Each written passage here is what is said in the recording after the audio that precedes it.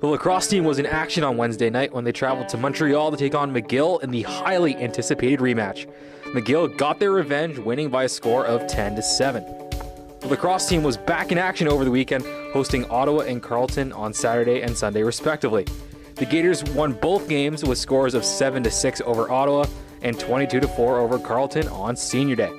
The women's soccer team was in action twice this past week. They traveled to Montreal on Friday night to take on UQAM. UQAM handed the Gators a 4-0 loss. The Gators then traveled back home to host McGill on Senior Day on Sunday afternoon. The game ended in a 1-1 draw. The men's football team played their final home game of the season when they hosted the Mount Allison Mounties on Saturday afternoon. The Mounties spoiled Senior Day as they handed a very banged-up Gator squad a 42-19 loss.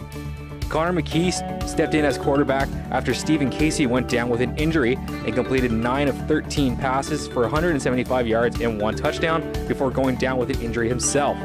Louis-Philippe Gregoire led the way for the Gators on the ground, rushing the ball 13 times for 80 yards. The men's rugby team closed out their regular season by hosting Concordia for Senior Day on Sunday afternoon. The Stingers spoiled Senior Day, however, by handing the Gators a 57-22 loss. The women's hockey team opened their ACHA season with a game against the University of Vermont. Danielle Armand scored a hat trick, including what proved to be the game-winning goal in their 7-1 victory over the Catamounts. The men's basketball team hosted Laurier in their final preseason game.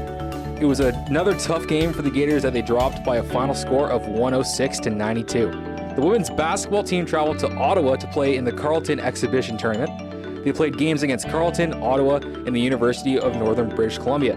The Gators finished the weekend with a 1-2 record.